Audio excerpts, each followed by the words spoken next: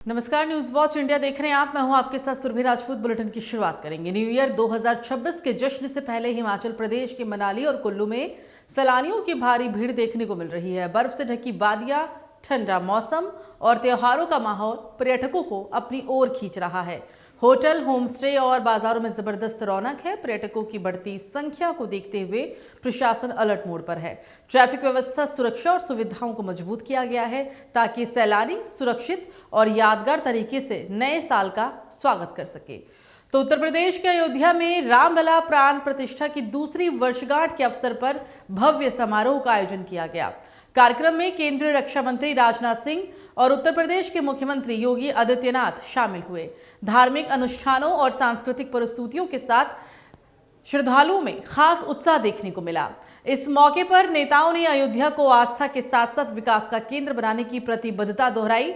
सुरक्षा के कड़े इंतजाम किए गए थे और बड़ी संख्या में संत, महात्मा और श्रद्धालु कार्यक्रम में पहुंचे हुए थे। तो नए साल के जश्न को सुरक्षित बनाने के लिए लखनऊ पुलिस पूरी तरह से एक्टिव हो गई है।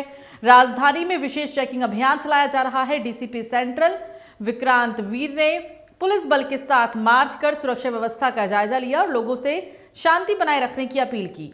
भीड़भाड़ वाले इलाकों, शॉप्स, मॉल्स और पार्किंग में डॉग स्क्वाड के साथ चेकिंग की जा रही है। ब्रेथ एनालाइजर से वाहन चालकों की जांच हो रही है। पुलिस ने साफ किया है कि शराब पीकर गाड़ी चलाने वाले और तेज रफ्तार पर सख्त कार्रवाई होगी। पुलिस ने लोगों से यातायात नियमों का पालन करने और सहयोग करने की भी अपील की है। तो नववर्ष के अवसर पर वरिष्ठ पुलिस अधीक्षक महोदय ने जिले के समस्त नागरिकों को हार्दिक शुभकामनाएं दी। उन्होंने सभी से शांति, सौहार्द और आपसी भाईचारे के साथ नए साल का स्वागत करने की अपील की। एसएसपी ने नववर्ष को देखते हुए नागरिकों से कानून व्यवस्था और यातायात नियमों का सख्ती से पालन करने को कहा। पुलिस प्रशासन ने साफ किया है कि सुरक्षा सभी की जिम्मेदारी है और सहयोग से ही नए साल को सुरक्षित और सुखद बनाया जा सकता है।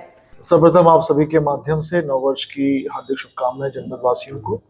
अलीगढ़ पुलिस ने व्यापक प्रबंध किए हैं नववर्ष को सक्षम मनाने के लिए। तो सभी से अलीगढ़ पुलिस अनुरोध भी करती है कि ड्रिंक एंड ड्राइविंग बिल्कुल ना करें। जैसा आप सभी को पता है कि अलीगढ़ में बहुत ज़्यादा एक्सीडेंट होते हैं और अधिकांश लोगों की मौत हेलमेट ना पहनने के कारण होती है और शराब पी के गाड़ी चलाने के कारण होती है। तो इस बात का विशेष ध्यान रखें। हम लोगों ने विभिन्न जगहों पर टीम लगाई है जो भीड़ भाड़ वाले इलाके हैं और ये सारी टीमों के पास ब्रेथ एनालाइजर किट रहेगी जिससे चेक कर सकें कौन शराब पी के गाड़ी चला रहा है, कौन नहीं चला रहा है। तो उसमें सभी लोग सावधान रहें और कोई भी शराब पी के गाड़ी ना चलाए। पार्टियों को लेकर सर किस तरह की होटलों में चेकिंग वगैरह भी चलाएंगे? होटलों में भी चेकिंग रहेगी कि कहीं कई होटलों में वांछनीय तत्व भी आ जाते हैं, बाहर से लोगों को बुला लिया जाता है जो अशुभनीय हरकतें भी करते हैं, तो वो भी चेकिंग की जाएगी। और ऐसे शहर के समस्त होटलों में, साथ ही साथ जो आउटस्कर्ट्स में होटल है उनको भी चेक किया जाएगा। जो निर्जन इलाके में है, सुनसान इलाके में, वहाँ पे भी थोड़ी असामाजिक गतिविधियां हो जाती हैं, उनको भी चेक किया जाएगा।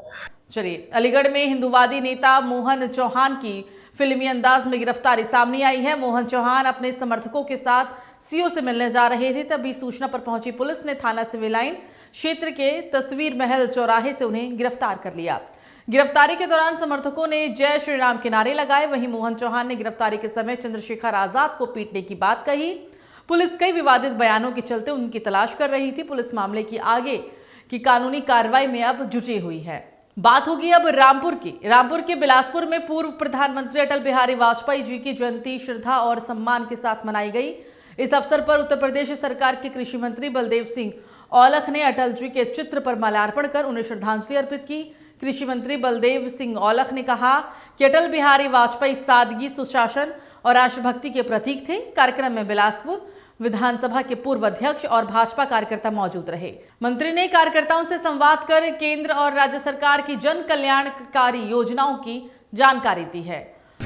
मैं कहना चाहूँगा, आज हमारे श्रद्धेय प्रधानमंत्री अटल बिहारी वाजपेयी का स्मृति कार्यक्रम था और उसमें हमने सभी बूथ के अध्यक्ष या लोटू क्षेत्र से अपने सेक्टर संयोजक और पार्टी के वरिष्ठ नेताओं लोगों को हम लोगों ने यहाँ पर बुलाया था और प्रधानमंत्री जी के बारे में, उनके जीवन के बारे में कि जो उन्होंने देश को अच्छी दिशा देने का, और आज उनके ही नेतृत्व में देश को आगे बढ़ाया गया था और आज उनके ही प्रयासों से आज हर स्टेट में हमारी भारतीय जनता पार्टी की सरकारें बन रही हैं। तो वृंदावन के श्री रंगनाथ मंदिर में बैकुंठ एकादशी के अवसर पर वर्ष में एक बार खुलने वाला बैकुंठ द्वार ब्रह्म मुहूर्त में खोला गया। जैसे ही भगवान रंगनाथ ने भक्तों के दर्शन किए, लाखों श्रद्धालु उस दिव्य क्षण के साक्षी बनने के लिए उमड़ पड़े। वैदिक मंत्रोच्चारण, पारंपरिक वाद्य मंत्रों और पुष्प सज्जा के बीच बैकुंठ उत्सव मनाया गया। मंदिर प्रशासन ने सुरक्षा के पुख्ता इंतजाम किए, वहीं श्रद्धालुओं की सुविधा के लिए विशेष व्यवस्था भी की गई। बैकुंठ एकादशी पर दर्शन कर भक्त भाव विभोर नजर आए हैं। बैकुंठ द्वार ये वर्ष में बैकुंठ एकादशी के दिन खुलता है और ऐसी भावना के साथ ही भगवान श्री बैकुंठनाथ सबको दर्शन देते हैं और हम लोग सब बैकुंठ में अपने अच्छे कर्मों के द्वारा अपना स्थान बनाते हैं, भगवान के श्री चरणों में स्थान बनाते हैं। एक पवित्र उत्सव के रूप में इसको माना जाता है इस एकादशी पर। श्री राधे राधे। अब से पहले हमने बहुत बार सुना था कि अब वृंदावन में रंगनाथ मंदिर है जिसके दर्शन बहुत ही अद्भुत होते हैं, पर जो आज के दिन का था शुक्ल पक्ष की एकादशी का, जो पौ मास की शुक्ल पक्ष की एकादशी का महत्व होता है जिसमें वैकुंठ द्वार खुलता है। तो अब तक सुना था, बड़ा सोचते थे कि हम कब जाएंगे। वो सौभाग्य हमें आज मिला है और आज दर्शन करने के बाद वैकुंठ द्वार के से निकलने के बाद आज हमें अनुभूति हो रही है कि हमने उस जो परमात्मा से सबसे सुना था कि इसका दर्शन का बड़ा सौभाग्य होता है, तो आज हमें बहुत सौभाग्य की अनुभूति मिल रही है। और मैं चाहती हूँ कि यहाँ पर वृंदावन के जितने भी ब्रिजवासी हैं वो सब भी आए, दर्शन करें, और जितने भी भारत से लोग जितने भी भगवान पर विश्वास करते हैं वृंदावन आते हैं वो जरूर इस रंगनाथ मंदिर में दर्शन के लिए जरूर आए। सभी को श्री राधे राधे। तो वहीं चौमुहा ब्लॉक के अकबरपुर गांव में बरसाना के जीत फिटनेस संचालक और iron man body building championship gold medal विजेता जितेंद्र राजपूत का भव्य स्वागत और सम्मान समारोह आयोजित किया गया। भाजपा नेता भानु प्रताप के कार्यालय में हुए कार्यक्रम में उन्हें स्वापा और स्मृति चिन्ह भेंट कर सम्मानित किया गया। दिल्ली में GOP global body building championship में मेन फिजिक कैटेगरी में प्रथम स्थान हासिल कर गोल्ड मेडल जीतने वाले जितेंद्र राजपूत ने कहा कि वे राष्ट्रीय और अंतर्राष्ट्रीय स्तर पर देश का नाम ऊंचा करना चाहते हैं। उन्होंने युवाओं से फिटनेस अपनाने और नशे से दूर रहने की भी अपील की, जो समाज के लिए प्रेरक संदेश बन रहा है। मेरा नाम जितेंद्र राजपूत, मैं बरसाना का रहने वाला हूँ। मैंने अभी परसों की डेट में मिस्टर आयरन मैन चैम्पियनशिप का खिताब, गोल्ड मेडल, फर्स्ट ट्रॉफी हासिल की। ये जो फेडरेशनशिप है ना बहुत ऊंची है, ये जो आने वाले टाइम में मुझे विदेश में भी खिलाएगी। तो आपने जिस तरीके से ट्रॉफी जीती इसके लिए क्या क्या संघर्ष किए, क्या परेशानियों का सामना? ये तो बहुत टिपिकल ही मामला होता है। मतलब 7-8 दिन पहले हमको नमक लेना पड़ता है और फिर उसके बाद बिल्कुल नमक छोड़ना पड़ता है, पानी भी छोड़ना पड़ता है। मतलब कुल मिला के एक तरह संघर्षशील टाइम होता है वो। तो मेरठ एसटीएफ यूनिट की बड़ी कार्रवाई में अंतर जनपदीय गांजा तस्कर गिरोह को गिरफ्तार कर लिया गया है। हापुड़ देहात इलाके से 4 तस्करों को धर दबोचा गया और उनके कब्जे से 2 क्विंटल 24 किलोग्राम अवैध गांजा बरामद हुआ। बरामद गांजे की कीमत करीब 60 लाख रुपए बताई जा रही है। इसके अलावा 2 कारें और मोबाइल फोन भी तस्करों के कब्जे से जब्त किए गए। एसटीएफ पूरे नेटवर्क की जांच में जुटी है ताकि अन्य सदस्य और सप्लाई चेन की भी उजागर की जा सके। तो मेरठ पुलिस नववर्ष को लेकर पूरी तरह से अलर्ट है। चप्पे पर पुलिस का पहरा रहेगा और हुड़दंगबाजों से निपटने के लिए सुरक्षा इंतजाम भी कड़े किए गए हैं। शराब पीकर उत्पात मचाने वालों पर सख्त कार्रवाई होगी। वहीं बिना अनुमति न्यू ईयर पार्टी करने वालों को जेल भी हो सकती है। 31 दिसंबर को रात 1 बजे के बाद भारी वाहनों की एंट्री प्रतिबंध है।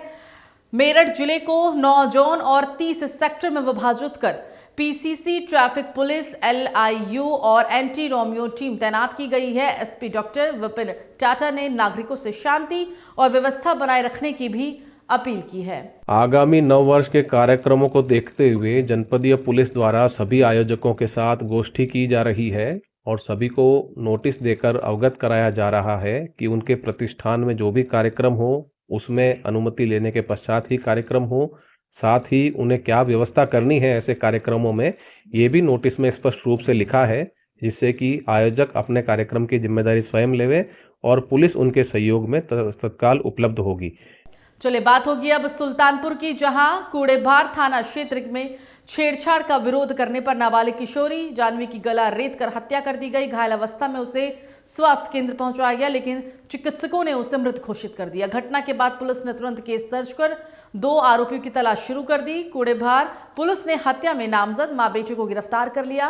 पुलिस अधीक्षक कुंवर अनुपम सिंह ने जांच के लिए कई टीमों का गठन कर दिया है और अब आगे की कार्रवाई भी शुरू कर दी गई है। आज सायंकाल थाना कूड़ेभार क्षेत्र में एक युवती की हत्या कर दिए जाने की सूचना प्राप्त हुई थी। मृतका के पिता द्वारा थाने पर तहरीर देकर ये अवगत कराया गया है कि गांव के ही एक युवक और उसकी मां ने पूर्व के विवाद को लेकर वादी के घर पर धारदार वस्तु से हमला करके वादी की पुत्री को घायल कर दिया था, जिसे इलाज के लिए स्थानीय CHC पर ले जाया गया था, जहां डॉक्टरों ने उपचार के दौरान उसे मृत घोषित किया। तो 30 सितंबर 2025 को थाना कूड़ेभार को सूचना मिली कि एक गांव में एक लड़की की हत्या की गई। परिजनों की तहरीर पर 2 नामजद आरोपियों के खिलाफ मामला दर्ज किया गया और उनकी गिरफ्तारी के लिए पुलिस टीम सक्रिय है। मुखबिर की सूचना के आधार पर फरार आरोपी धनजई मोड़ की घेराबंदी की गई। उसे पुलिस टीम पर फायरिंग भी की, जिसके बाद पुलिस ने अपने बचाव में गोली चलाई। गोली लगने के बाद आरोपी को गिरफ्तार कर प्राथमिक चिकित्सा के लिए CHC कूड़ेभार लाया गया। आवश्यक विधिक कार्रवाई भी जारी है। तो एकादशी के शुभ अवसर पर मां मनसा देवी मंदिर में वार्षिक भंडारे का आयोजन बड़े ही धूमधाम और श्रद्धा के साथ किया गया। दूर दूर से आए हजारों श्रद्धालुओं ने मां के दरबार में चुन्नी चढ़ाकर अपनी मनोकामनाएं मांगी। मंदिर प्रशासन ने भक्तों की सुविधा और सुरक्षा को ध्यान में रखते हुए पूरे परिसर में CCTV कैमरे लगाए और साफ सफाई का भी विशेष ध्यान रखा। पैदल यात्रा करने वाले श्रद्धालुओं के लिए कुर्सियों और की भी व्यवस्था की गई, ताकि बुजुर्ग और थके हुए श्रद्धालु आराम से दर्शन कर सके। तो बुलेटिन में फिलहाल मेरे साथ इतना ही। नमस्कार।